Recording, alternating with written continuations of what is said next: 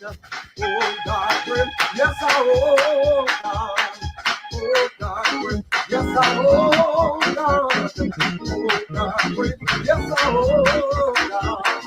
Oh, God, praise, he's been so good, and I'm oh, God, praise, he's been so good, and I'm oh, God, praise, yes, I oh, God, praise, yes, I oh, God, praise, he's been so good, and I'm oh, God, praise, he's been so good, and I'm oh, God, praise, yes, I oh, God, praise, yes, I oh, God.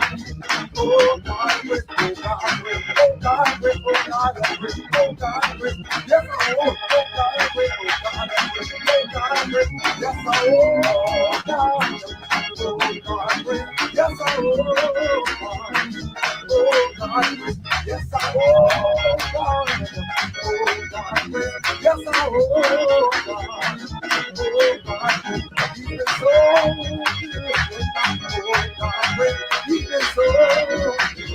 Oh God, wait, oh God, wait, oh God, wait, oh God, oh God, wait, oh God, wait, oh God, wait, oh God, oh God, wait, He is so, oh God, wait, oh God, wait, oh God, wait, oh Him, oh God, wait, oh Him, oh God, wait, oh Him, oh God, wait, oh Him, oh God, wait, I want to wait, oh God, wait, oh God, oh God, wait, oh God, oh God, I pray, oh God, oh God, I pray, oh God, yes, oh God, oh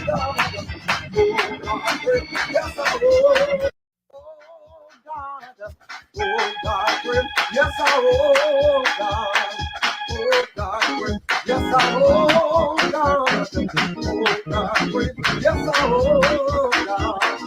Oh God, praise, He's been so good, and I'm oh God, praise, He's been so good, and I'm oh God, praise, yes I oh God, oh God, praise, yes I oh God, praise, He's been so good, and I'm oh God, praise, He's been so good, and I'm oh God, praise, yes I oh God.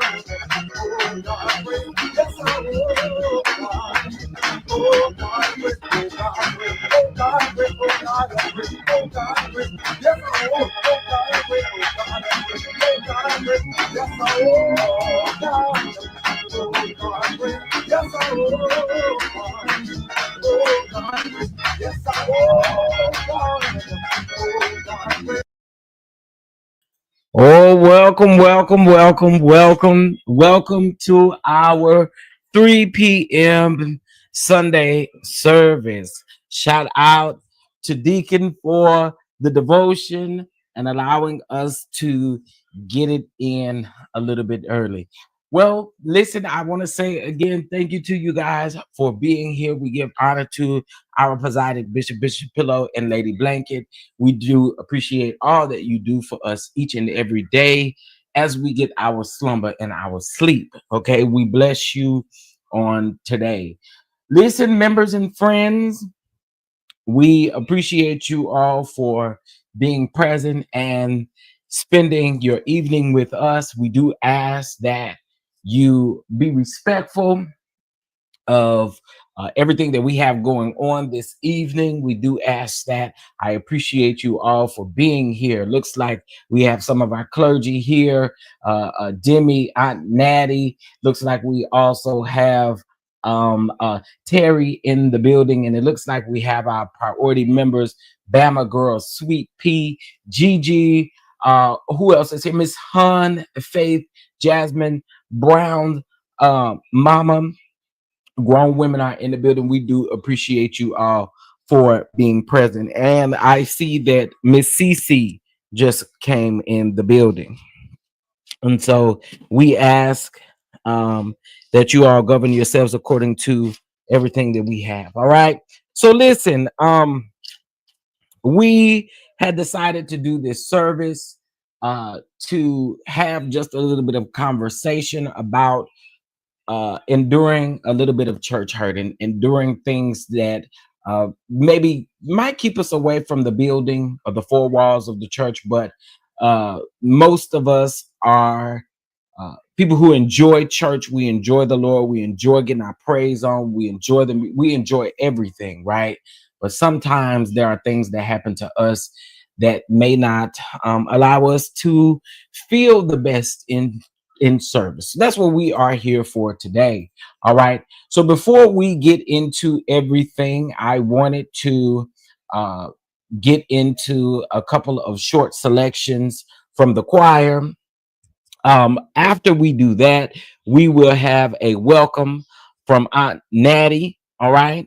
And after we have our welcome for Aunt Natty, we will begin to testify and give everything we need. All right.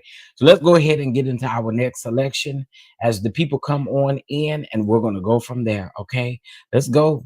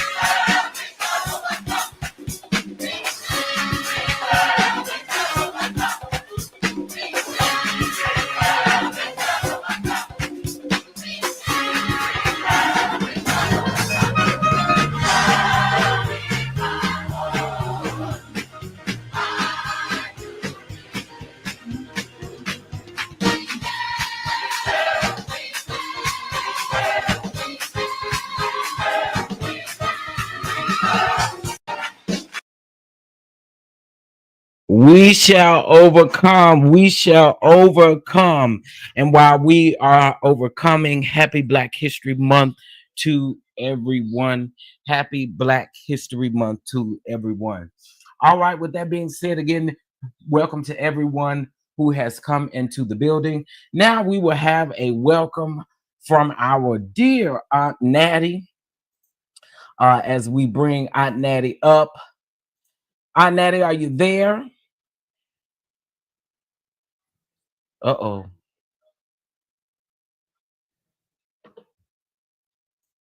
Uh-oh, Aunt Natty.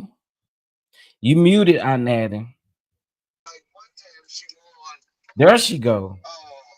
Well, that time she cast out the eight. She had won Uh-oh. extra 12. So Aunt Natty. Oh, Our Natty might sound like she might be in another service. Well, listen, I'll go ahead and welcome the people here. Again, a shout out to the 14 people that is here watching us for our 3 p.m. service. We are so glad to have you here with us. So here's what we are going to do. We have one more selection, and then we are going to go ahead and open up the floor for everyone to come on in and give us what they need. But here's my advice and my encouragement to everyone who tells their story. Listen, what I do hope is that this lightens up things for you in a sense to where you can talk about it, you feel good talking about it, and hopefully it will help you in your healing journey. That is what this is for. So I want to make sure that we all understand this. Let's give it up for Sister Charisma Evans as she sings the verse to a song that I think that we all may know and love. Let's go, Charisma. Is anybody's testimony tonight? I have tried to make it all mine.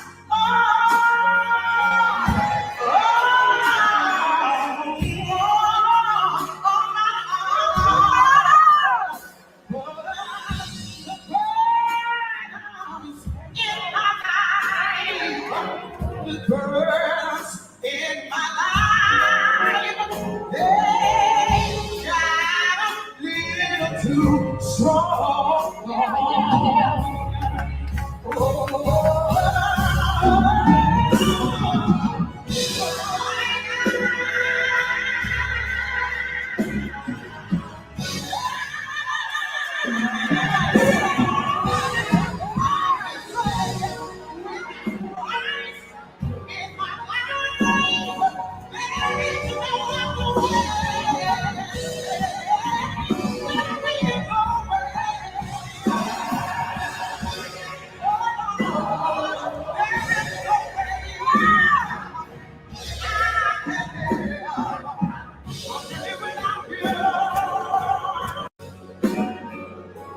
Is anybody's testimony tonight?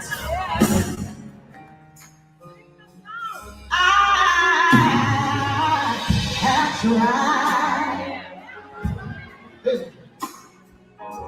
to make it all mine.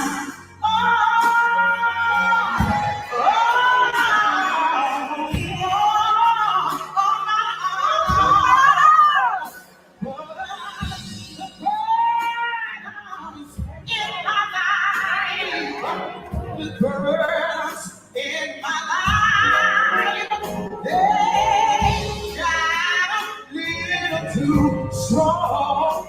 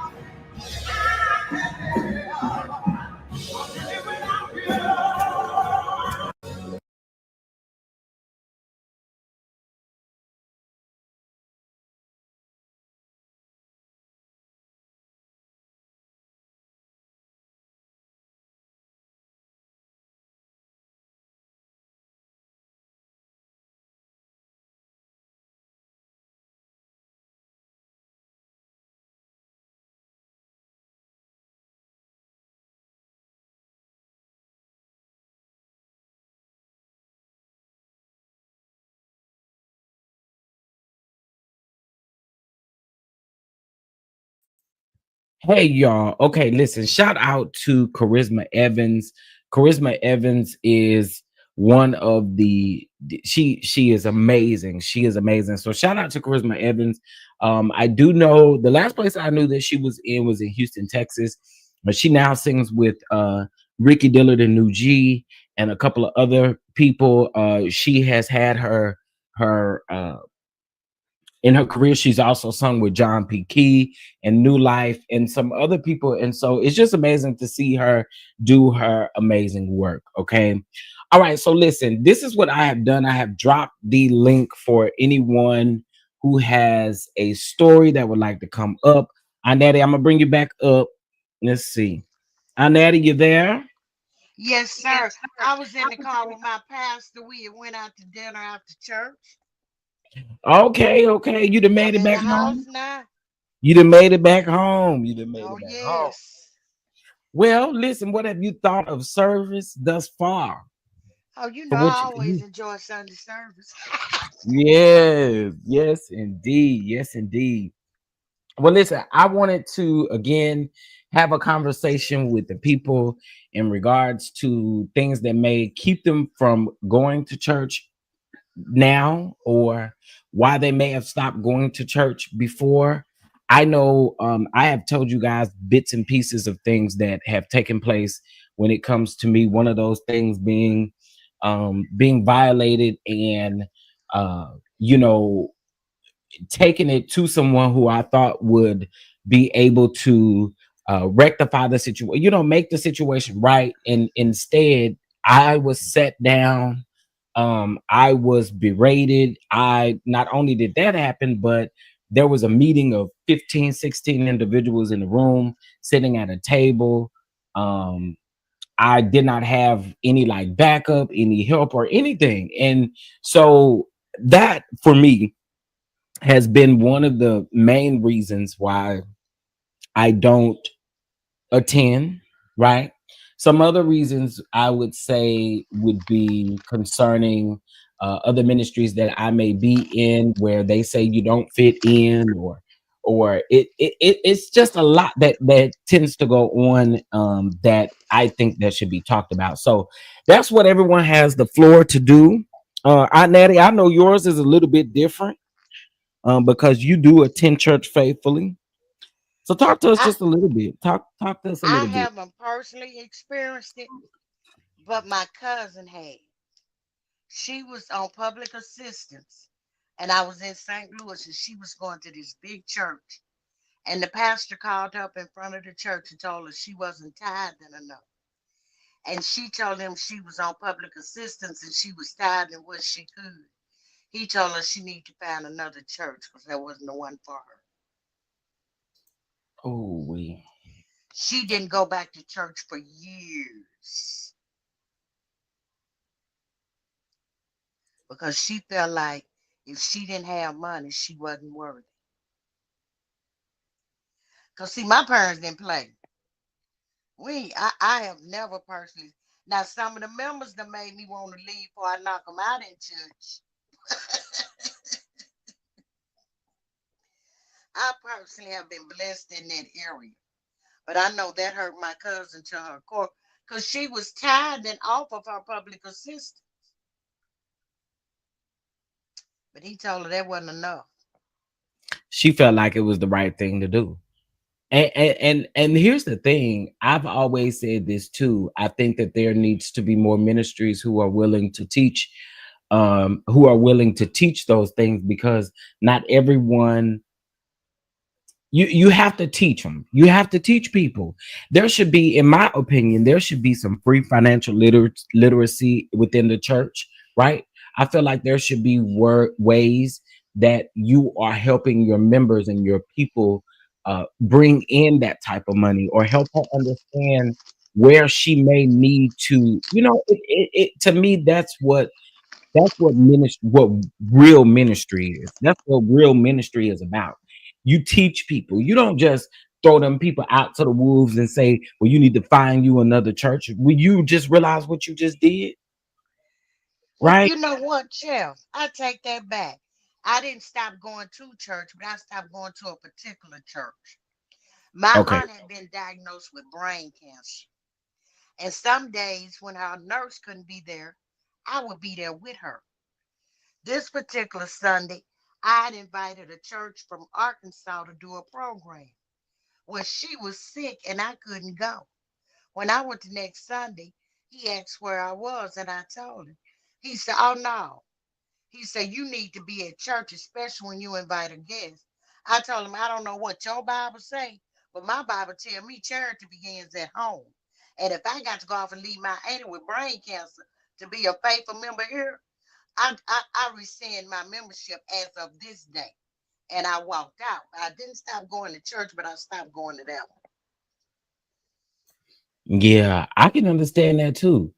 I can definitely understand that too. I will give another instance. When my mother passed away. My mother was a faithful tithe member. Even when she was on her sick bed, she made sure them tithes was paid. You know what I mean? She made sure that she also gave a free will offering anytime the pastor and wife anniversary came around, and they had an obligation within the ministry um, to pay dues or to do whatever the obligation is that they needed to do. She was there to do it, right? Sick or no sick, she was there to do it. And when she passed away, and they charged me for having her funeral at a place where she was a member at, Back that up. really, I kid you guys not. And I'm telling you, the pastor told me that the reason why they were going to end up charging me was because the leaders and members, I mean, the leadership was going on a retreat that weekend. And he was like, well, we have to make sure we have people here. And that means that we're going to have to leave some people back, which means that, we're coming out of some money. And I'm giving you exactly what he told me. And he said, if you choose to have the services here, we will charge you. When I really didn't have much of a choice. And here's why. The chapel wasn't big enough. Chapel wasn't even big enough at the funeral home for my own family.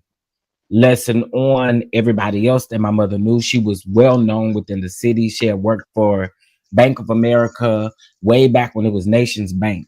She was a manager. So that was like one of the biggest banks that was in the city. So everybody knew her. Everybody knew when they walked in the bank, they knew who she was. So it had become one of those things to where it was like, you got to choose what you're going to do here. Are you going to make sure that she goes away beautifully? What are you going to do? At that time, I was also still young, so I didn't know any better. I just knew that I wanted my mother to have a beautiful homegoing service. And this just happened to be the church that she was a member at. I was not a member there. And the way that I feel is I feel like the pastor punished me for leaving. Yes, that's what I feel like he did with my mom. I feel like he punished me for leaving his church because we had a conversation and I left the right way. I presented him with the letter. We actually had a meeting. We talked, and he told me that I was leaving based on my emotions. 2 weeks later, my mom passed away, and he wanted to charge me to have her service there. And I feel like, again, it was for me leaving his ministry because I was Sound like big. retaliation. Absolutely. I was young, but I did everything. I did everything in the church. I was on the usher board. I was in the choir. I was on the praise team. I was on the dance team. I was doing things with the youth department. I was doing everything. So he really did lose a person who never said no. I That never was a said no. great asset. Yeah, I never said no. Like anytime, I never said no. I used to be on fire for going to church. On When I say on fire, y'all, I'm talking about on fire. I'm calling this church van. The guy who used to drive our church van, his name was Deacon Bell, and he used to drive the church van. I had Deacon Bell's cell phone number, and I would call Deacon Bell before Wednesday service and before Sunday service. Hey, I need a ride to church because my mom was sick. She couldn't go all the time. So, that's a little bit about me. That's a little bit about me. Dee, thank you so much for joining us. Listen, I'm so ready to hear your story. You got the floor, and then we'll see if our Natty got something else, and then we'll go from there. Can you hear me? Yes, ma'am, we can hear you. Okay. Welcome. Thank you, Chef. How are you? I am doing good. I'm feeling good today. How's everybody else doing in the chat? Hope Hey, everybody's Dee well. Dee, how are you? I'm doing good, thank you. I just had to come up and tell my story, okay? Um, I've known Bishop Jakes for about 40 years now. And actually, what ended up happening is Bishop Jakes ended up having an affair with my god brother. Uh, He Excuse Wait me? a minute, hold on. Let me put my banner down here. Oh Lord, I wasn't expecting that. That's her Okay, hold story. on. Hold on. Okay, keep going. Keep I'm going. not going to give y'all his name because he's a well-known preacher, okay, from New York, okay? But he ended up having an affair with my god brother. He ended up getting married, because back then they were getting married to throw people, off their scent that they were gay. And so he ended up marrying one of my friends from high school. I had to end up cutting the relationship because I knew his wife and we were friends. And it's like, how in the world can I be friends with you guys knowing that you having an affair with Bishop Jakes? And I couldn't do it.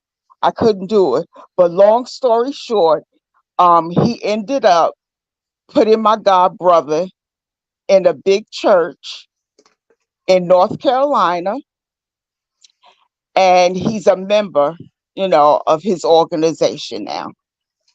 And they still see one another from time to time. Yes. Whew. So Oh Lord. everything that they're saying about Bishop Jakes is true. One of the main reasons that he left West Virginia was because he got caught up a couple of times with other men. Now, I need to drink now some I'm wine. now here's what I'm gonna say to piggyback off of that. I was Didi, listening to you dropped the someone. bomb on us. I was listening to someone go live the other day, and they were talking about this whole Dwayne Youngblood and Bishop T.D. Jakes situation, and someone Hmm. did say that Tyrone Blackburn I Hmm. allegedly I have had reached out, never, or some people who reached and out I to did not know him. that man personally, have never met him a day in my life. But from the first time I saw him, I it was something down in my, I said, no, no, no. I couldn't get with it. Hmm. My Well, spirit what just wouldn't let me. I do know that they were saying the other day that Tyrone Chef, Blackburn you all had. right? Can y'all hear me? Y'all can hear Yeah, I me? hear you. I hear you. Natty can't hear me. Chef must have had to step away for a minute. But Can Natty see, can't what hear you us, do in the y'all. dark is gonna come to the light. Hold on, y'all. I don't think Natty Okay. can hear What you us. not gonna do Okay. is keep playing with God,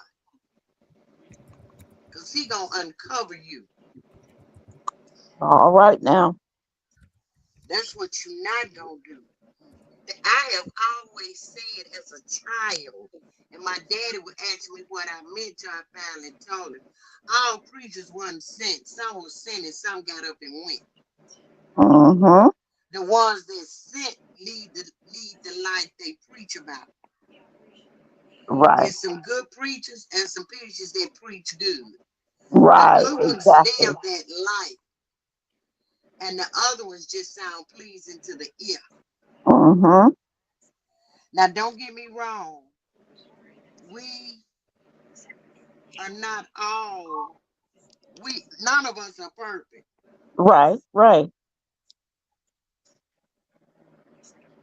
But if he send you, he gonna equip you.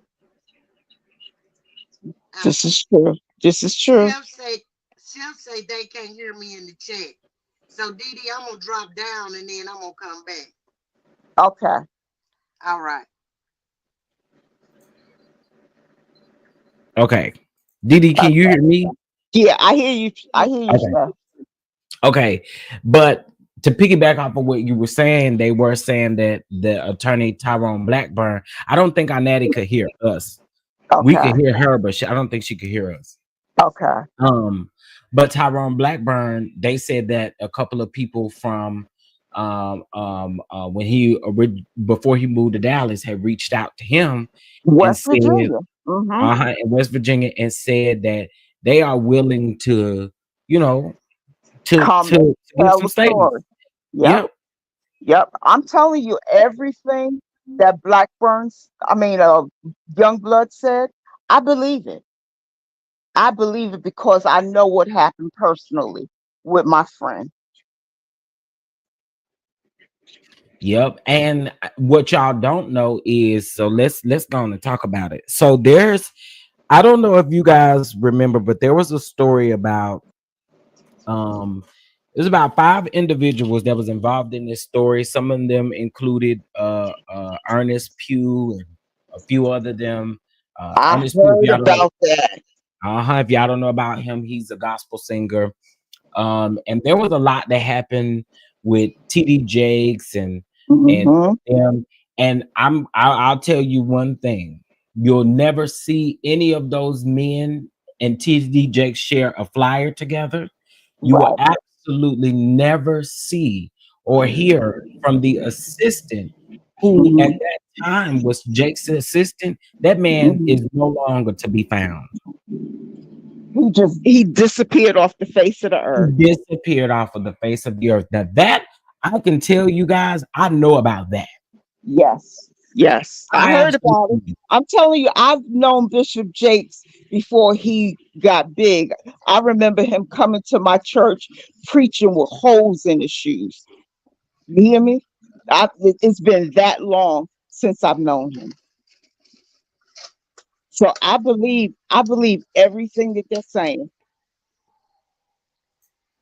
And so, in case Mhm. if you guys are just joining us, what I am gonna do is put the chat on subscriber only mode, so you cannot subscribe if you ain't been a subscriber for uh over 24 hours.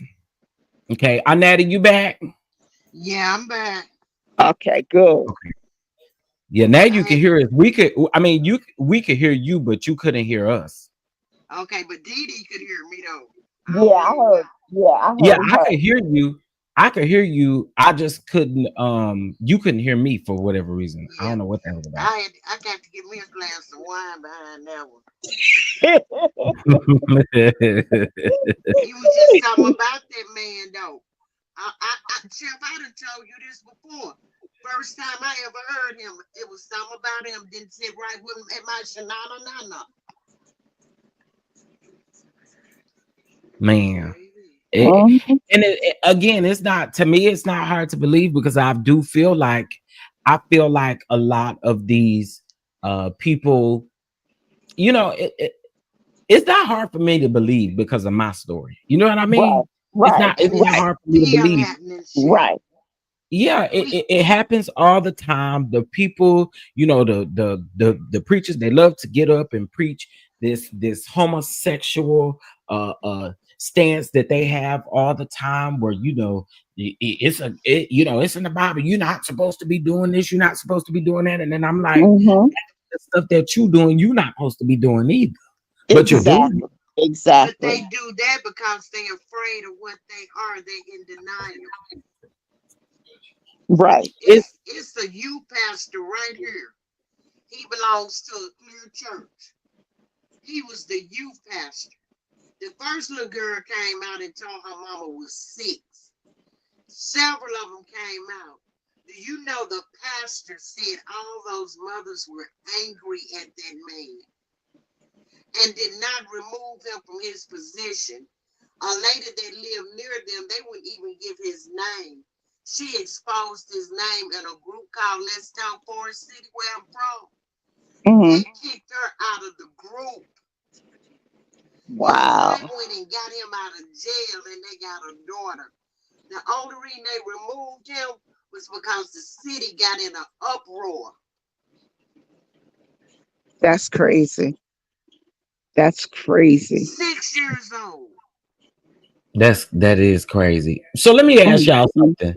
I haven't talked about this. I haven't talked about this, but y'all remember about a month and a half ago, maybe 2 months ago, where the young lady had to, it was going around, you know, YouTube and the blogs, where the young lady had to get up and talk about her, you know, ask Her for being forgiveness. pregnant, asking the church to forgive her.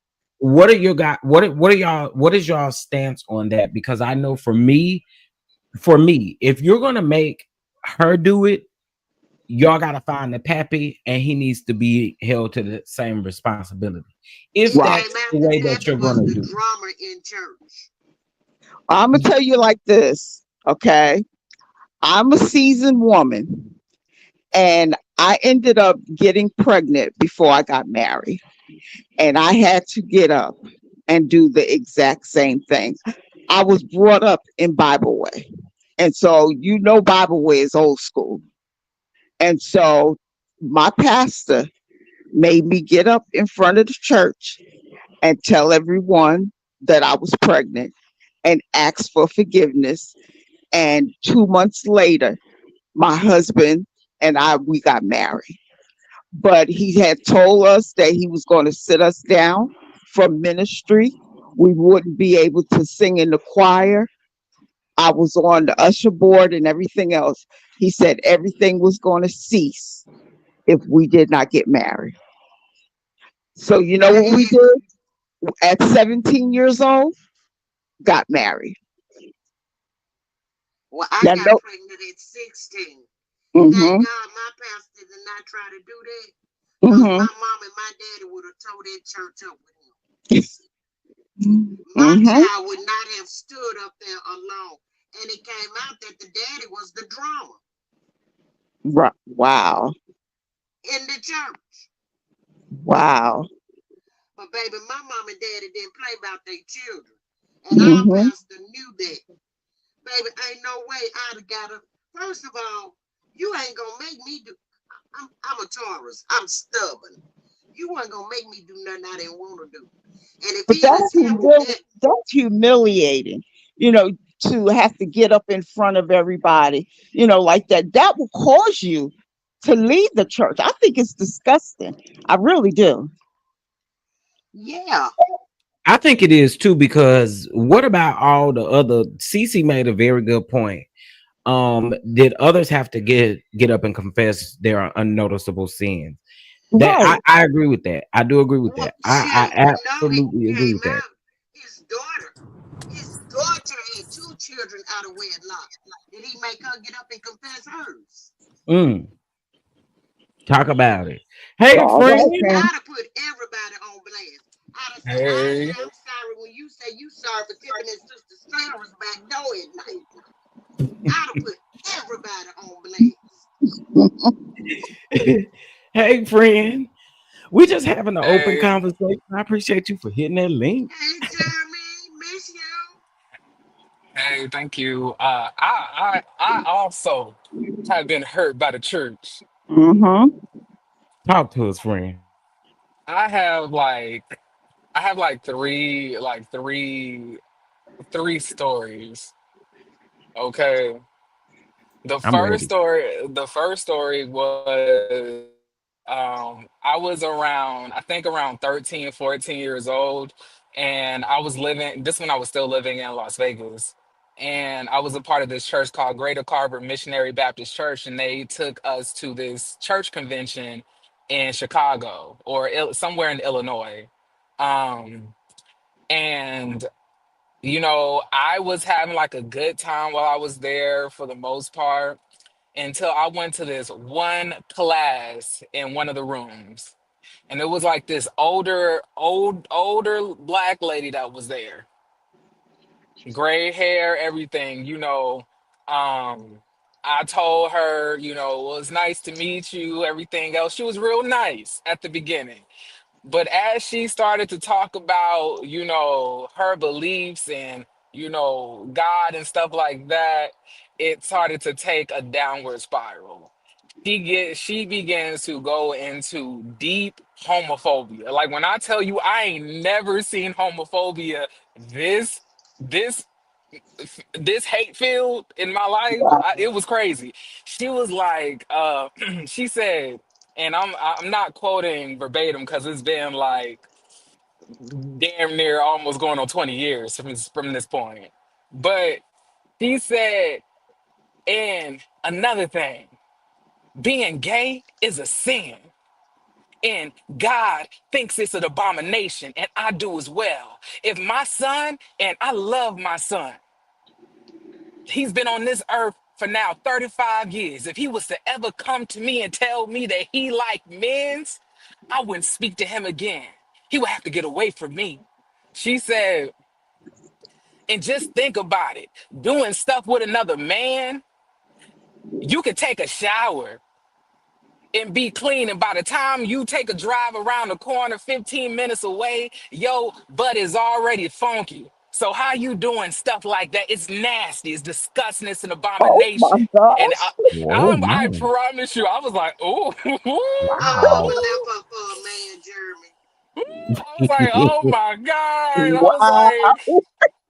I was like, I haven't started doing the butt stuff yet because I'm young, but I was like, I don't want to be an abomination. Like, and those type of things have like always like really, sunk its teeth into like my mindset and how I view like myself, how I view my relationships when I get into them. And Right. it always had a very negative impact because I will always think about, well, damn, what if something happens to one of us and I'm just out here in a relationship with him? Am I an abomination? Is like, but the thing about it is like, even if I wanted to just go and just be with a woman, no, like nobody would accept that because Right. like they know I like men. Like it makes no sense. And then the second story, the second story is how like the church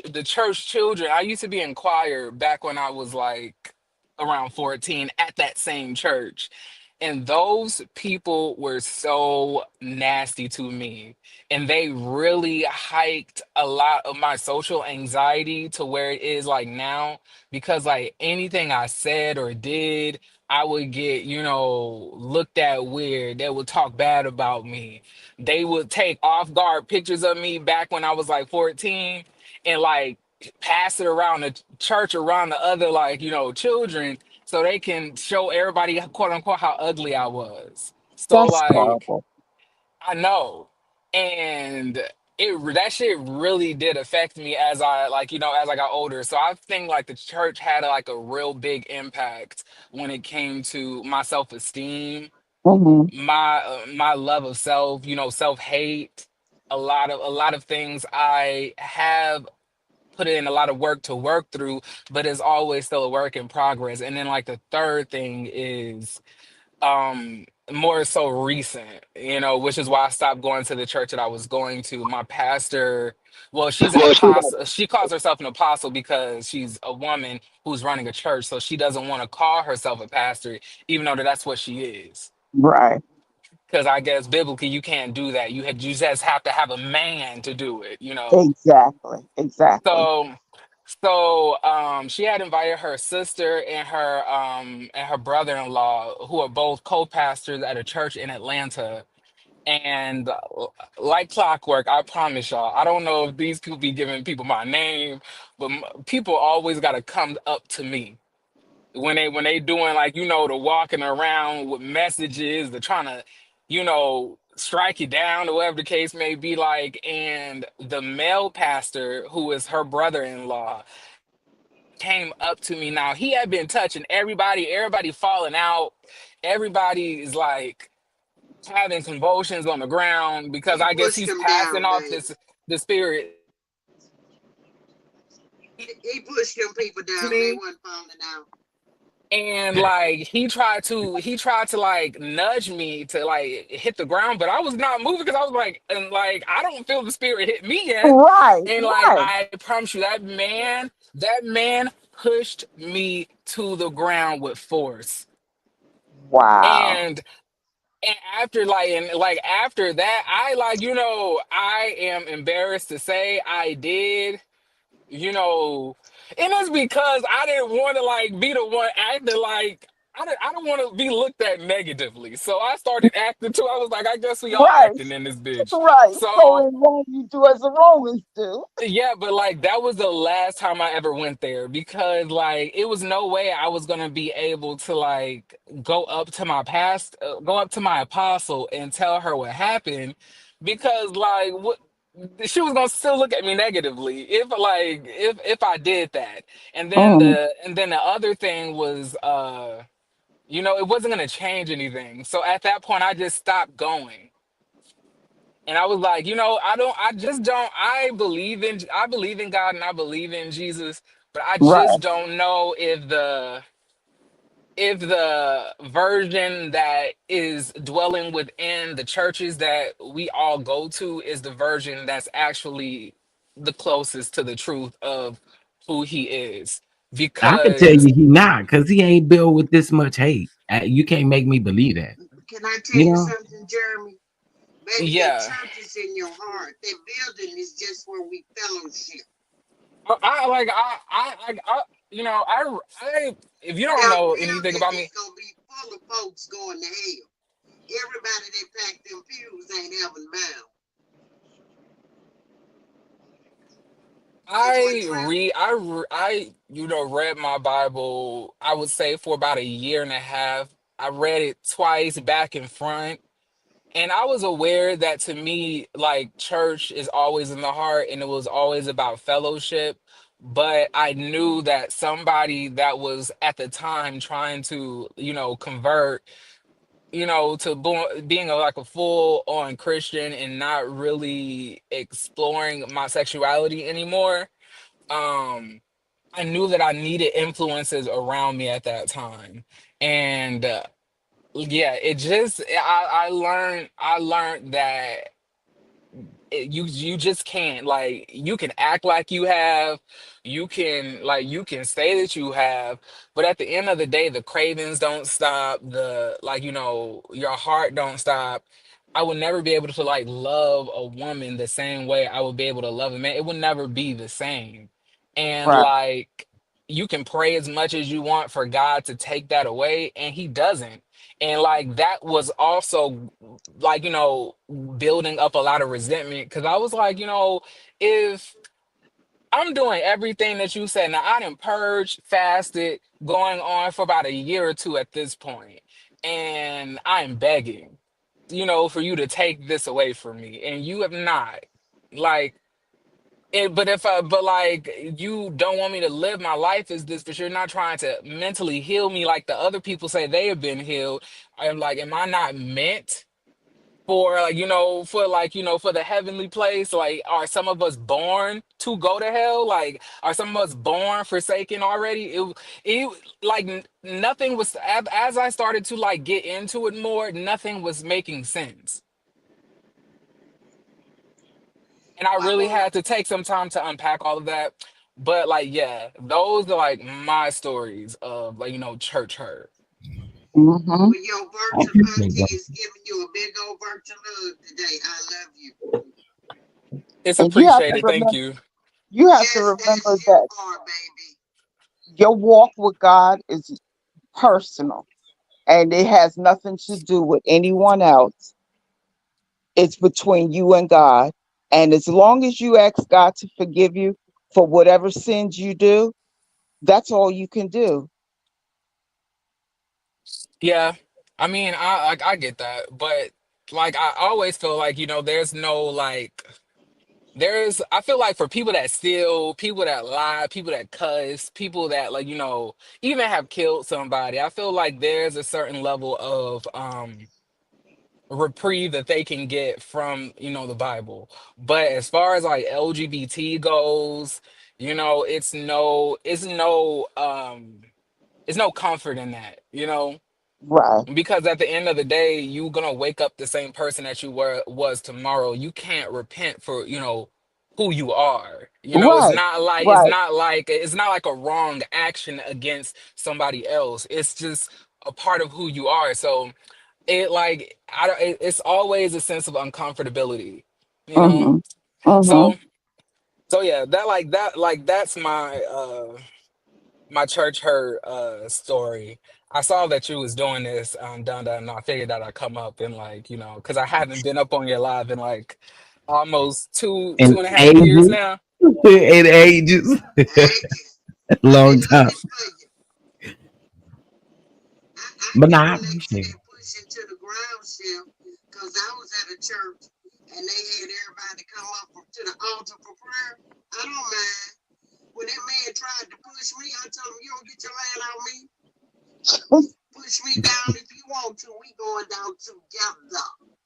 I don't play with them people. Y'all don't like that either. Don't force me. Don't like force me to feel like I have to They come that down ready there. with the cheat. If I want to come down there, I don't want to come down there right now. Don't force me. Don't force me to do it. And I remember being younger. That's something that they would do. They would force you. Yes. It's like Yes. I'm not ready yet. Why are you trying to do this? Like And it doesn't do anything for me, nor does it do anything for you. yeah, and then another thing that was always very confusing for me. Now, this is more so with the recent church, more so like than my church home back in Las Vegas. But like when they preach, they want you to like be acting like, you know, they say praising, but to me, I don't really view it as that because, like, suppose if I'm somebody that likes to praise quietly, suppose if I'm somebody that likes to, like, to just say thank you, Jesus, to myself, like, Mm-hmm. if you're not screaming, dancing, all of that, like, they don't think that you praising hard enough, and they're gonna be like, y'all ain't hearing me, y'all ain't praising him, y'all don't know what he's been through, so you try to force yourself to do it, and at one point you just figuring you're thinking like, so am I just doing this consciously on my own simply because I'm thankful and I'm just like, dancing like like a I'm trying minstrel to show, chill. like Mm-hmm. like a minstrel show for God to let him know how thankful I am, like a jester, or is it his spirit comes into you and then you feel like the need to dance and everything? I was like, I never felt that. I've been going to church since I was, I could say like maybe five, six. And like I was partially raised Baptist. My dad is Seventh-day Adventist, so they have very structured and conservative church views as far how you act in church. So they don't do all of that there, but in the Baptist church and the non-denominational church that I started to go to, it seemed to me that if you're not, tap dancing and all of that stuff, you're not praising him hard enough. And I never felt that spirit hit me to do that. And I was like, so am I doing it wrong? Now Everybody I praise fast. different. Now I fasted. Now I did a complete fast now for 3 days. So I thought I was making my body sensitive to the Lord when I came in this church, but I didn't feel nothing. Some people just wave their hand. Some people say amen. Some people just say hallelujah. Some people just tears roll down their face. My praise might not be your praise, but it's still our praise. You understand what I'm saying? Yeah. And sometimes you just don't feel it at all. Let's And just Right. keep it sometimes one you thou just wow. don't feel it. And if he gotta ask you for an amen, I don't feel like he heard now. Can I get an amen? And then like another weird thing that I had that happened to me is like I had a weird dream once, right? About me like falling off of a bridge down into like to the water, and like I was in some type of like abandoned ship or whatever the case may be, and we were getting like tortured by like some type of like animals or whatever the case may be. But like I realized that, you can you can have an infestation of fantasizing different things based on the things that you hear, because at one point I was going down a rabbit hole of different people who had experiences of going to hell and coming back, and every Mm-hmm. single video I watched seeped into my mind, and then I was thinking that I was having that same experience through that dream, and then that is what scared me into trying to like start my life over. Like, even though honestly that's not what the dream was, but after I listened to all of those sermons, I was connecting pieces that I thought related to what they were saying. And then I ended up bringing myself into a mental craze. Right. So yeah, I never, to be honest, I never felt anything when I went to church. Do I love God? Absolutely. Do I believe that God is existing? Absolutely. I just don't. That's what I'm saying. I don't know the if the version that everybody is saying exists is a version that's the most realistic of who he is. Because I was thinking that, it's crazy that we're putting so many human constructs on a being that surpasses all of that. And I was thinking, like, I don't understand, if you don't want people to be a certain way, why not just take it from them, if, like, if they're LGBT or something like that. To me, it doesn't make sense, and I don't know how real that portion of it is. Like, Mhm. I don't know if it's meant to cause division because of what other people may feel personally who were helping write the Bible. I don't know if it's meant as a mental way to, control people, through their actions and through their religions. But to me, it just seems that it is not as congruent and consistent throughout the Bible of who he is, what he is, how he is, and if he is. If that makes sense. So yeah. I agree. I appreciate this though, because again, these experiences, it hit home and it sticks with us forever. Almost is what it seems like, right? Like this stuff sticks with us. Right. Um, so like I do get the same thing. Growing up, it felt that way. It felt like everything had to be like a force. It felt like it had to be something that you was doing. Um, and again, these preachers, it amazes me how y'all get up and preach these things, but behind Mm-hmm. closed doors, you are doing the worst ish possible. Okay, you beating on your wife, you cheating on your wife, you out here having outside babies, you out here sleeping with men yourself, but you get up every Sunday and everything has to be about homosexuality. Talk about Finding what the you're preachers doing. in the trap houses. Right. It to me it just it is amazing how, and now it's it seems to be even worse. It seems to be even worse. So anyway, I appreciate you though, friend, for sharing that.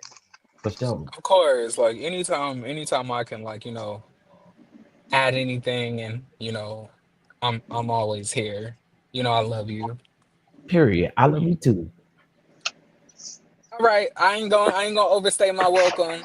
I'll hop down and, like, listen in. All right, friend. Thanks again for coming up. All right. Tracy, Hey, hey Chef. boo. Hey, You all right? You so on the plane or something? I am. My internet went out at home, so I am driving to to the store to change my router out. Just Oh annoying. my But God. Yeah. what I do want to say is, see, my church hurt was a little different. My our original pastor that we had, he you know he went he passed. Right, so we were going through this process of, like, finding a new pastor, finding a new thing. Had different people coming and doing it, and they would stay for like 3 months. So you can get a feel, and they would keep going until they found someone. Well, it was like our third or fourth pastor who had came in to preach for a little while for us to kind of vet him out and stuff. He was stealing from the church, and Oh, Lord. my mother is a trustee, so I was up there with her, and I was just waiting for her. So I'm just sitting in the chair, on the back, just kind of waiting for her so I could take her home. I wasn't doing anything, and he came in. He started doing stuff. He started talking to the people. Da da da. He sits on the table where they're counting the money, and this is that and the third. And he talking to them about stuff and doing stuff, and then you come back in, and money's missing. And he had the nerve to say that I or another lady in the room had did it because we had purses, and you must have just slipped it in your bag. Wow. When I tell you the anger that was inside of me in that church, I was like, if we wasn't in the house of the Lord, one, I'd have cursed you out. Two, I'd have probably jumped on you. because the fact that you would think that I would stoop so low as to steal from a church is disgusting. It is absolutely disgusting. But okay, you know what? Fine. You never have to worry about me coming up here ever again. I don't care. I'm not doing it. Absolutely not. So maybe 2 weeks after that, they had got a baby monitor and put it in there. Not just a little baby monitor that they had, put it in there. And what do? Maybe about two or three Sundays later, they see him taking money from the church. So it was a thing that says, it makes you feel like I can't trust anybody, because you are the person who's supposed to be helping me learn this book so that I can be a better person, so that I can go, on my walk in my transition with the Lord. And you are stealing. Not just you are stealing, you are knowingly trying to blame someone else for something that you know you did. When I tell you, so it really messed with me for a while. Like, and I was like, yeah, I'm not going back to church. I was like, for what? I was like, shoot, there's thieves everywhere. If there's thieves in the pulpit, why do I need to be here? Right. I'm okay. I don't need that. That's not what I need at all. And it just, it definitely sowed a seed of distrust in me for a very long time, and feeling like, how do I allow you to lead me when you ain't right yourself? And how do I know you're not right? Because they sent you here, to test it out, to see what happens. And you're supposed to be like this great person. It just was like, what is your vetting system? What is your track record? How do you know that these people are who they say they are when they doing these things to come in? I'm like, it bothered me for a very long time. So for a very long time, I had stopped going to church. I was like, yeah, good. Nah, you can miss me all day. And then I went to like a revival service with my homegirl. I was like, okay, I'll go, whatever. We went to that, and a pastor was there preaching, and he was so not just down to earth, but he was so like understanding and nurturing. And you can tell the choices that he chose in the words that he was saying was intentional, right? So he was very intentional in the way he spoke. And he wasn't just intentional, he was not theatrical at all. He said what he said, he did what he did. He made sure, to give you chapter and verse, everything he did, chapter and verse. He was like, because if you need to be able to follow this for yourself, not just listen to me. And I was like, you know what? I really like that. I was like, I can't think of the last time that every time someone said something to me, they can give me chapter and verse for every last thing that they're quoting and that they're saying. Because you know how sometimes they'll give you a chapter and verse and start, but then towards the end or towards the middle, you done jumped around 3-4 times and they don't give you chapter and verse to go along with it. And I was like, wow. I was like, I actually really, really like that. Doing that, I went through and I found him like where he was preaching at and stuff like that. And I started to go to his church. And the feeling that I got there was a feeling like I had never got anywhere else. And so what I learned was, it's not always where you think you should go, where you think it is. I was like, I've been Baptist my entire life. What do you mean? And he was like, no, he's like, it's non-denominational. And I was like, huh. So what I thought I was and what I thought spoke to me and what I thought I should be wasn't actually right for me. And it didn't make it, it doesn't make anyone better or worse or this or that, or, how you believe to worship any different.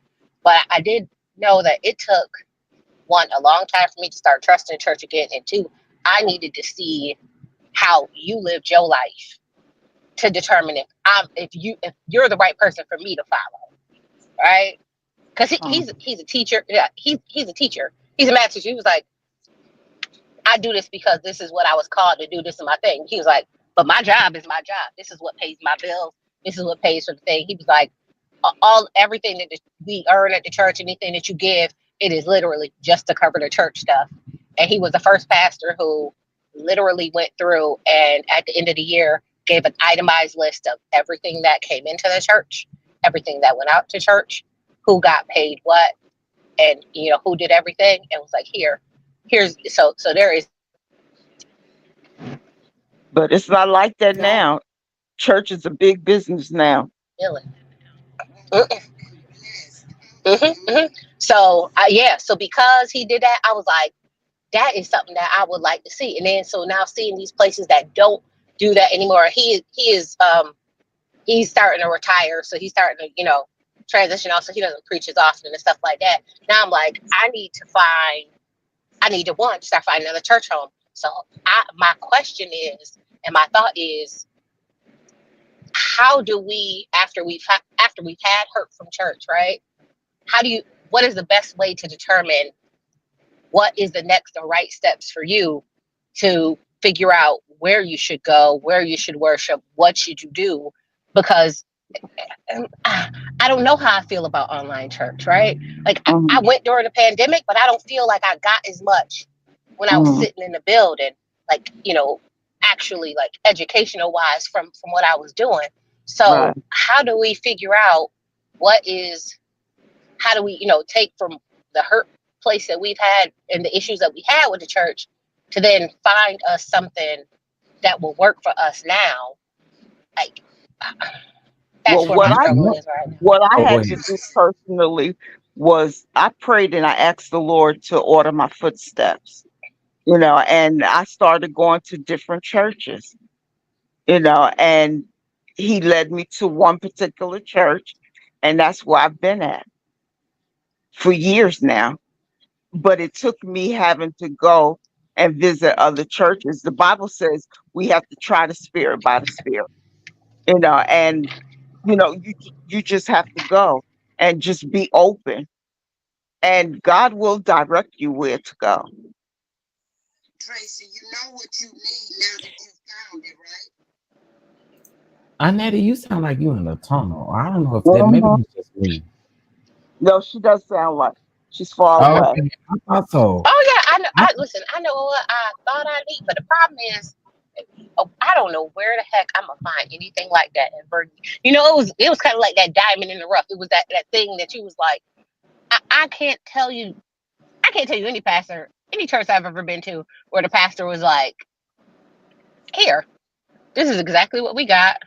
This is exactly what we do. When I tell you, he was like, I'm not doing no Cash App. He was like, I'm not doing no virtual service. He was like, I'm not Yes, doing any of this. He was like, I'm not doing any of this. He was like, I want the people who wants to come here. The people who want to get it, get it. When I tell you that he was like, he is not theatrical by anybody's standard. So I don't think I've seen anybody fall out in church in probably like the last 5 or 6 years. wow. He was like, he was like, and he don't be like, how people are like, oh, do you hear me? He was like, do you feel me? He don't do none of that. He was like, I'm here to help teach you so you can learn the right thing to do, so you can live your life right, so you can transition on. So it is a very, very like, Yeah, he's a rarity. He really yeah, is. yeah.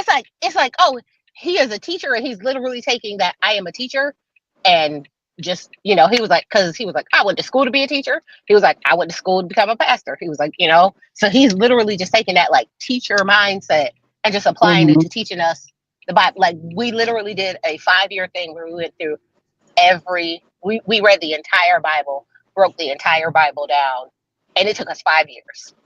And he was like, we just gonna go through. And he was like, and you gonna know, you gonna feel. He was like, so when someone tells you it, you could know it to be true, you can read it, you can reference it.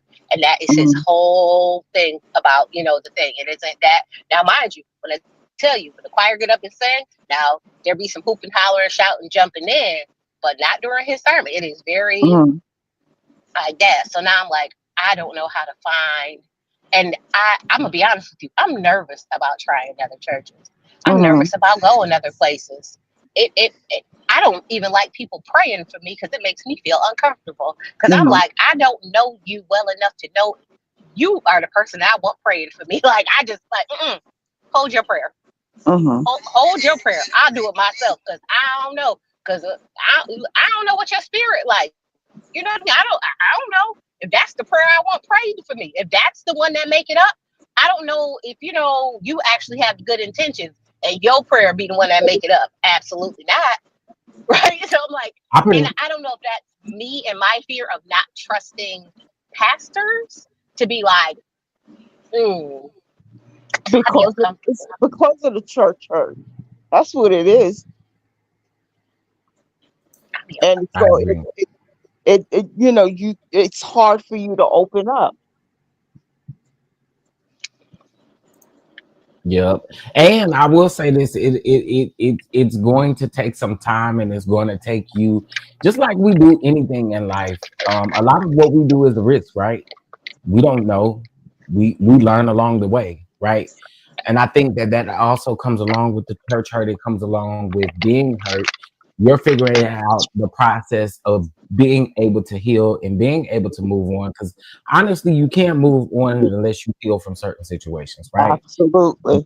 That's the reason why it becomes harder for you to find something new, because you're still trying to heal from what previously hurt you. And until you're healed or somewhat in a healing process, it's going to always feel like you're hitting a brick wall, because it's like, oh, I can't find this place where I feel at home, or where I feel like I'm I can be a used vessel, or you know what I'm saying? Like you feel like that because you have not let go of, and seemingly you probably want to let it go.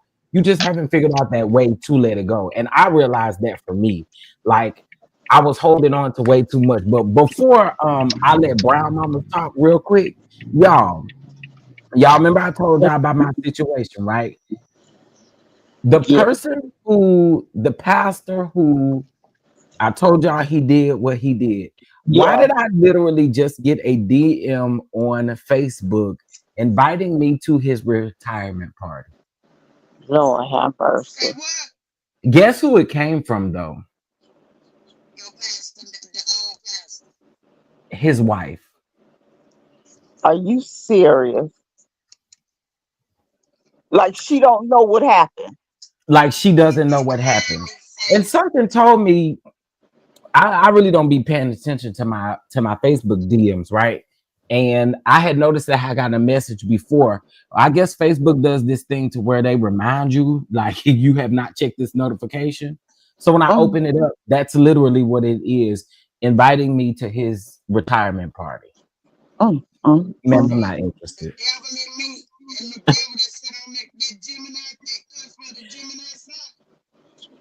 Natty, we can't.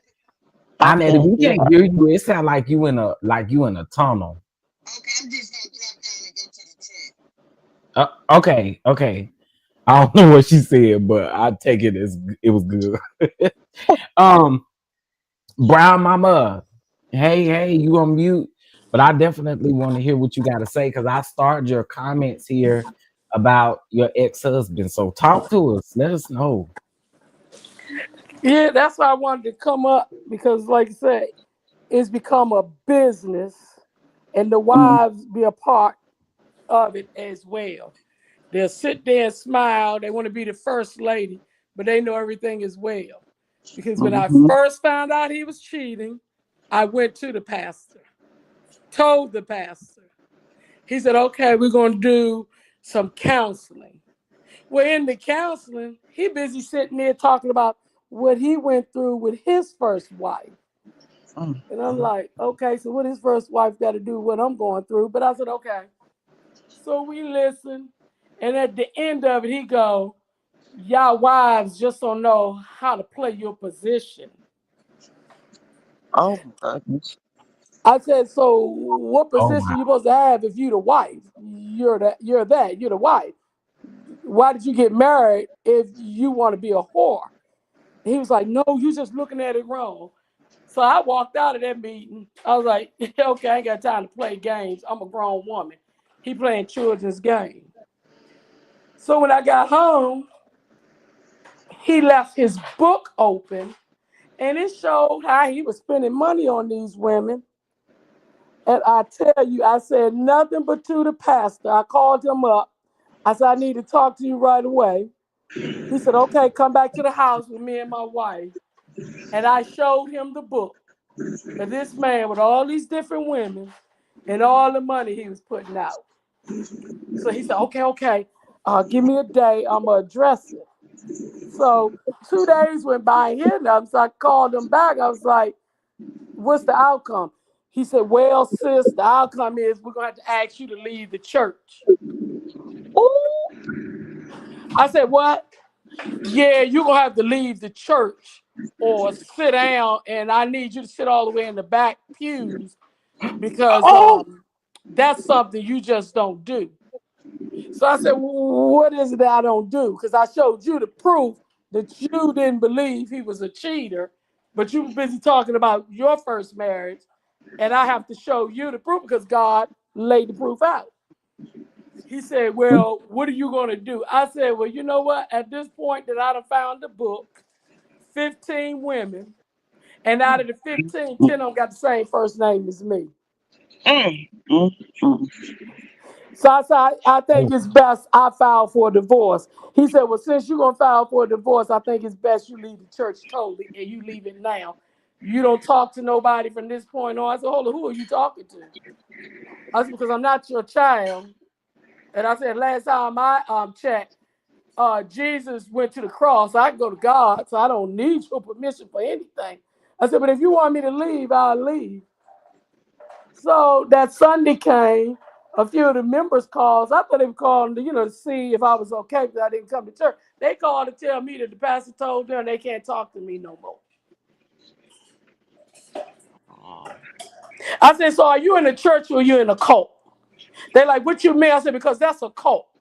If a pastor tell you don't talk to somebody and you don't ask why, and you don't ask me why I'm not there, then you're in a cult. And I said, well, you know what? It wasn't meant for the friendship. And each one of them, I told them, you know what? I thank you kindly for the season and the reason, but God has planted and watered enough seeds with me. So I know how everybody floats. So go ahead on about your business. Oh, that's right. A month after our divorce was finalized, and I guess he went and told the pastor that he got to pay me alimony. The pastor and his wife both sent me separate text messages saying, how can you take this man for alimony when you wanted the divorce? But you wanted a divorce because he wasn't uh, faithful. right. And this be the stuff I be talking about right here, right? You see what I'm saying? Like to me, this is so we are ignoring a pattern that I've told you that this man done been with 15 women, and we're ignoring that. And you Right. want me to stay with him for what exactly? What what does that benefit? How does that benefit you for him? Are you telling me that I shouldn't be getting a divorce from him because he didn't been with 15 women? What? Basically, what you telling me is I should stay there and take it and deal Right. Right. with it. But that's That's not the crazy. kicker. The worst part is, out of them 15 women, 2 months after the divorce was final, he married one of the mistresses. Mm, mm, mm. The pastor took her in. She's singing in the choir. She on every Oh uh, Lord Jesus. Mm, mm, mm. program that you can think of. And I'm like, and y'all sitting here thinking this is okay. That is a cult. That tells me birds of a feather flock together. Together, absolutely. That's They was why he's a defending him. minister unto you because you love adultery. That's why I Mhm. tell people go to a church and learn who you sitting with before you Exactly. even break bread with them. Learn who you sitting among. It hurts, Oh, but I tell you, I never gave up on God because I always tell people, God will put you where He wants you at the exact time and moment. And He showed me this was a cult. They're not about God's business. They're about being a whoremonger. But then you can tell a lady who was singing in the choir because she started dressing like a man that she had to leave the choir because she's dressing like a man. But But you didn't you tell say this that the man pastor? who Oh, slept with 15 other women, because that's just the 15 I know about in that black book that I saw, that he can wow. continue to be associate minister. It's a business and they don't care what sin it is, as I That's actually long was as true. it getting don't ready to ask interrupt you that. their sin. That's what it's all about. I was getting ready to ask you, did he hold some type of office in the church? And you just said it, Uh-huh. associate pastor. That spoke volume right there. It Yeah, speaks that's the good. volume as Uh-huh. to why he was being protected the entire time. It And speaks to it. then she said that the pastor had been married before. Yes. So what makes things so different for you? Thank you. That is what led me to walk out, because my thing is, how are you talking about your first marriage when I'm coming here telling you about my marriage? I understand you could be an example, but he talked very bad about the woman. Mm, But mm, not only that, prior to that meeting, he talked bad about the current wife, mm. about how she had to file bankruptcy. And no, I ain't filed bankruptcy with her. She got herself in that trouble. She get herself out. So then my thing is, do you have something against women? Yeah, that's what it sounds Is like. there something, a hidden agenda? Because you talk bad about your first marriage. You done told me all about your second wife, and you didn't care about her. He bought a house here in Georgia when they moved. He did not put his second wife's name on there until 5 years later when he got sick, and his sons said that if he was to die, the current wife would have to leave because that's their Wow. daddy's house. Then he came and asked me, how can he put her on the deed? Now, this is before I found out my husband was cheating. Wow. Wow. You know, I would say that I'm so shocked at y'all stories, but to be honest, I've seen so much. I'm not. Mm-hmm. These people, it just has become, I don't know, we're in 2025 and it is tough to really like Tracy said, it's tough to trust, it's tough to um you don't lose your faith and your trust in God, but you lose your faith and trust in the process of being able to heal from certain things, or being able to feel like you got somebody there to help you, because that's what it's supposed to be. That's what the church is supposed to be. The church is Right. supposed to be a helpmate for you. It's supposed Mm-hmm. to help you get somewhere. And I'm not saying you got to baby me along the way, but teach me some of these ways. Y'all be Right. so quick to sit somebody down and tell somebody that they can't be doing this, they can't do that, but you're not willing to teach. You're not willing to give the scripture. You're not willing to do anything, but you are willing Mm-hmm. to preach on it every Sunday as if we don't see what you do. There you Exactly. go. And they can't give you scripture when you know the Bible for yourself. So that's Right. why they can't give you scripture. But if you don't read and study the Bible for yourself, that's when they play with scriptures. And I tell Mm-hmm. people, sin is sin. What makes what he did less egregious than somebody out there being a whore, somebody out there being Exactly. an alcoholic? So you took what he did because that's what you do. And that's why I Mm-hmm. tell people, with these lawsuits, yes, it's hard to say what's true or what's not because they know it, they lived it. So I can't sit up there and say it didn't happen. I didn't live it. But I'm never going to tell people it couldn't have happened Mm-hmm. Absolutely. because of what I Absolutely. went through. Because that Mm-hmm. showed me, people always say, oh, the Southern churches are the best. And I'm like, well, what I just experienced showed me otherwise. It showed me that church has become a business. As your Absolutely. employer, do as I Absolutely. say. If you can't do as I say, then you need to get out the church. And That's right. I always tell people, God unravels your mess so that others can see. But when there's a cult like that, people will continue to follow cult leaders like Jim Jones had them people drink the Kool-Aid and die because they don't want to Mm-hmm. know God for themselves.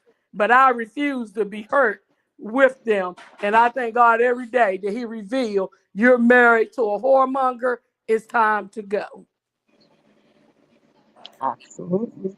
Oh, I appreciate you for telling that because again, we've all had experiences. I think everybody that's been in a church has had an experience. Whether they want to talk about it or not is up to them. But most of us have had an experience being in the church, right?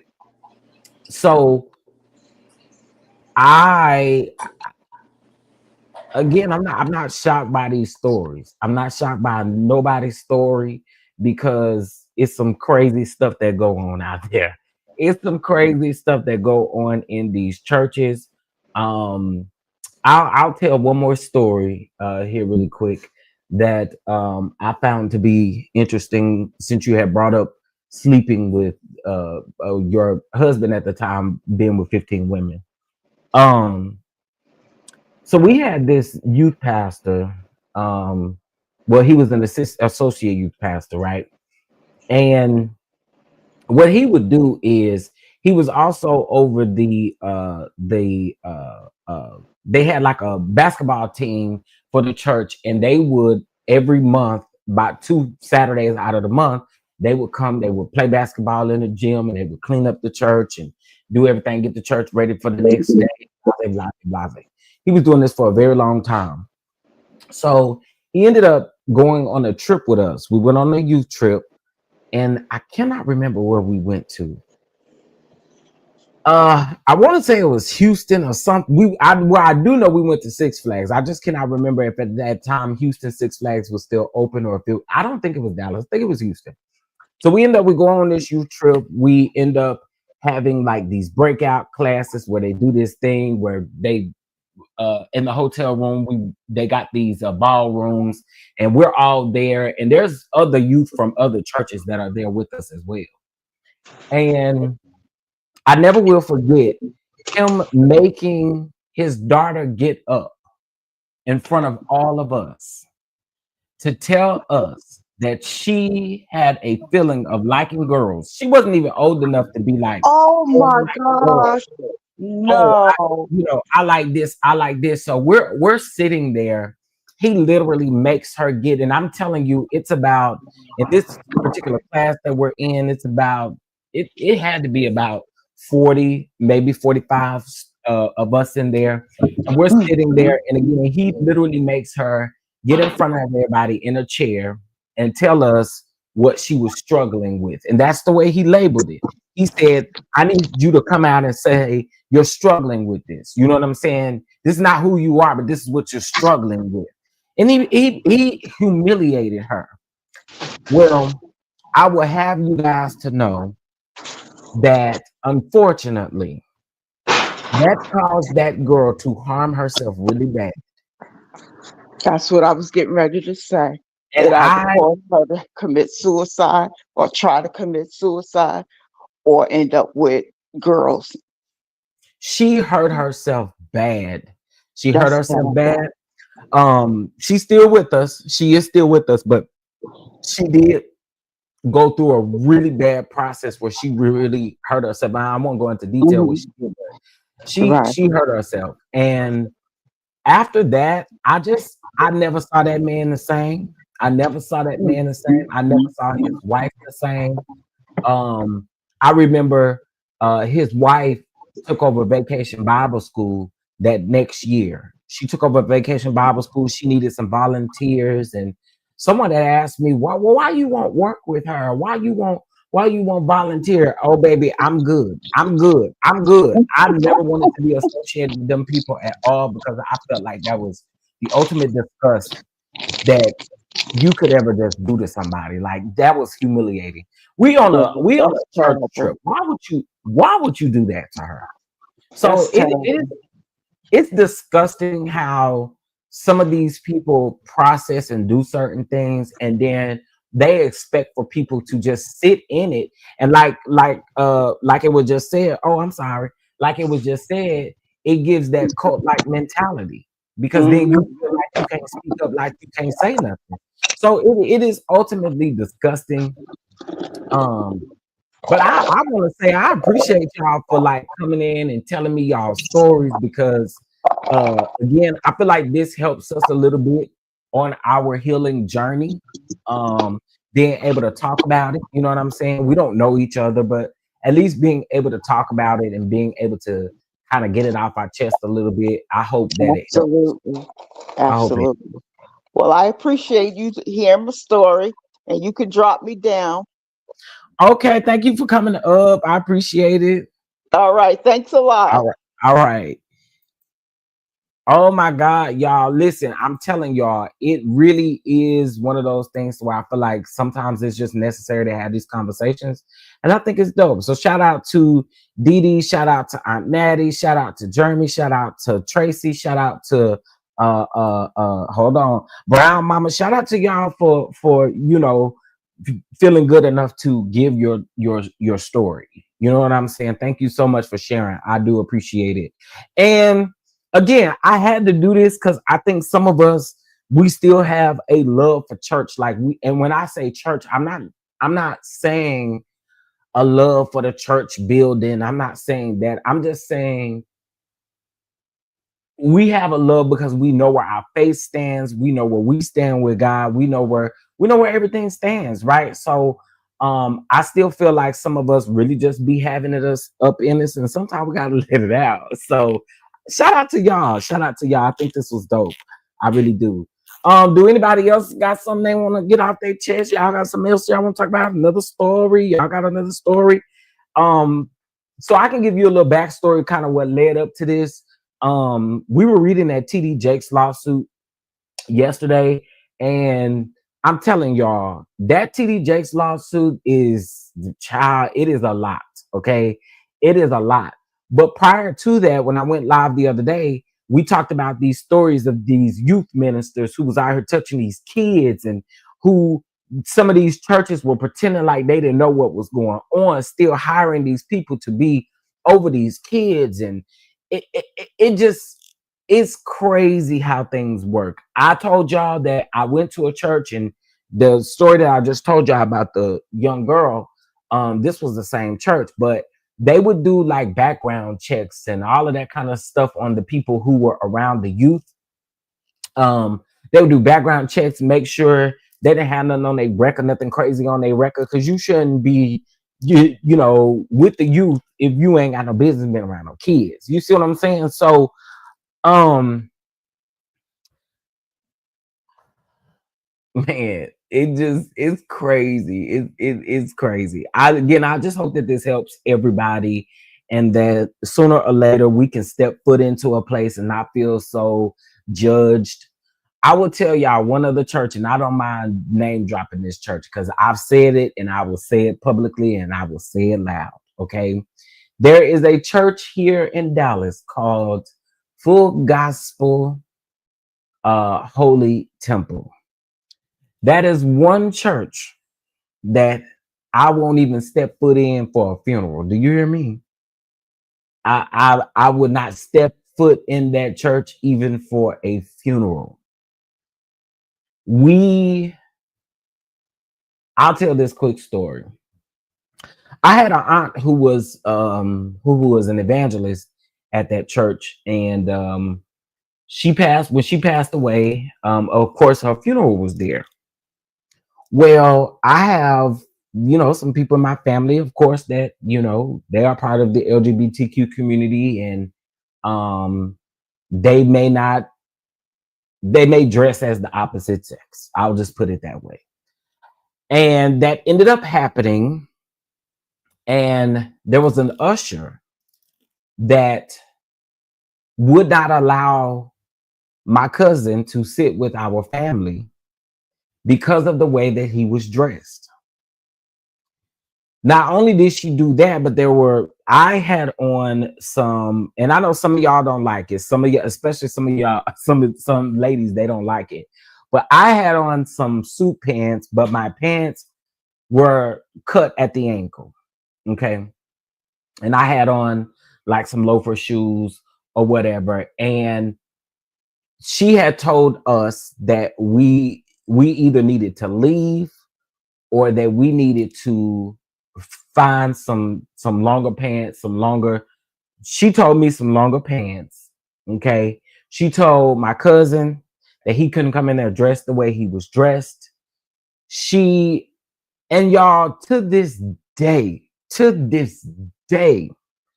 what I have spared one of my friends because this is one of my friend's grandmother. Like, it's his grandmother. It's his grandmother, and she is an usher there. And the only reason I knew that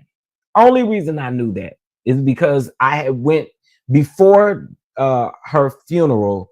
They had watch night service, and we went together. And he introduced me to his grandmother.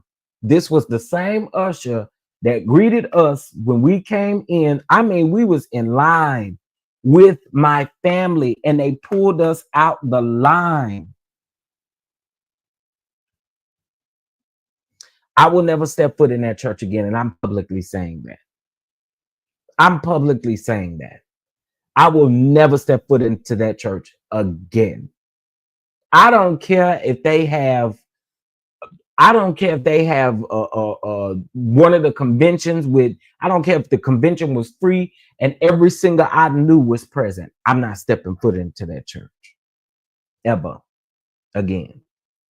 So guess what? We had to sit outside while the service was going on.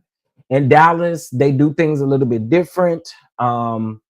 Sometimes, well, some cemeteries are not open on, like the state cemeteries, of course, are not open on Saturdays. So we had a graveside service for her that next Monday. After the graveside service is where they actually fed the family. Well, of course, it's a new day. It's a different day. You know, we dressed a little bit different, whatever. And here they are in the back having these crazy discussions. You can literally hear the ladies in the back having discussions and talking. It's crazy, y'all. So again, I'm not ever stepping foot into that church again. I'm not. I'm just not.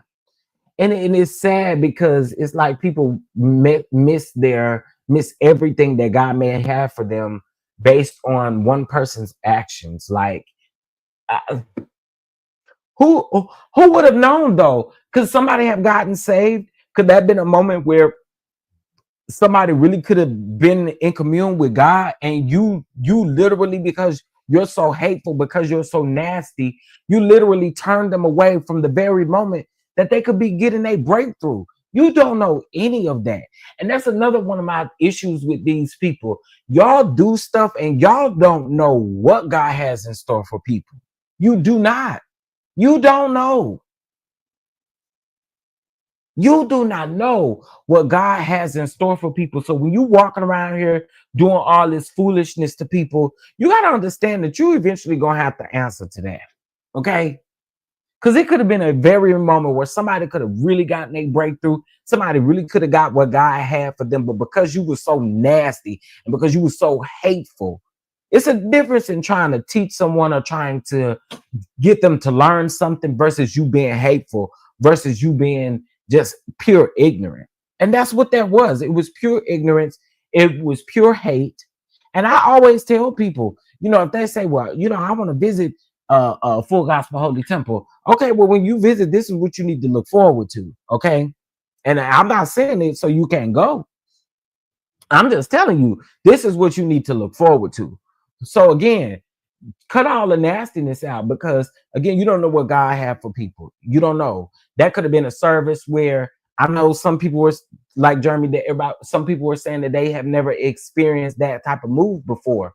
But how do we know that in that moment that somebody ain't gonna get that type of experience, or they're not gonna have that type of experience? So I think it's hateful.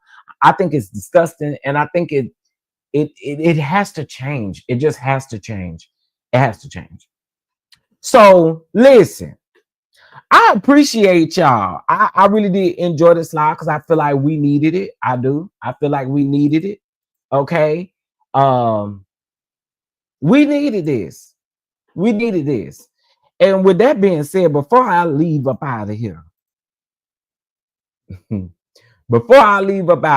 there's none like Mother Deola Wells. Okay.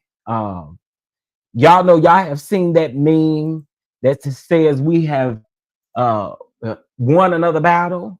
Okay, we have yet won another battle. Okay, so I want to close out with this. Now I'm gonna close out with the bishop, of course. All right, and if you're feeling like it, you can bless the ministry, you can bless whatever you feel like. Hit that like button for sure, for sure. It is greatly appreciated. But yes, Mother Wells is none like Mother Wells. Yeah. The word is gone forth, and we've won another battle.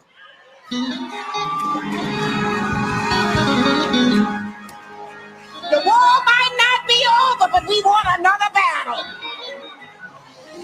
Thank you, Jesus. I know what I'm talking about in the spirit. It's shot.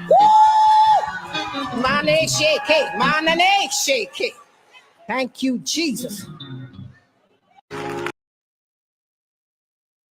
Oh yes, we've won yet another battle.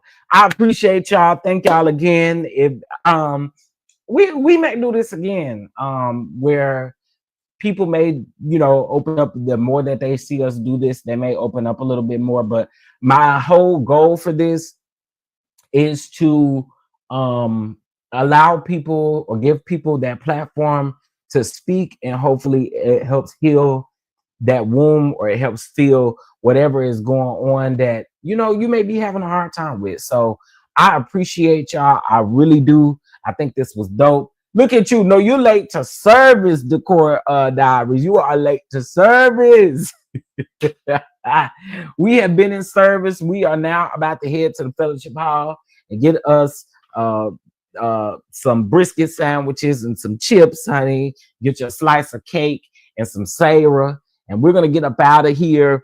And everything like that. Shout out to the choir. Shout out to everybody for coming through and just kicking it with me. And shout out to y'all for being, again, comfortable, for sharing your experiences. Okay. With that being said, I'll catch you guys in the next video, and we're gonna leave out on the bishop, child. We're gonna leave out on the bishop. Present you as he turns. This great leader, Chief Apostle Lamar Miller Whitehead. Come on.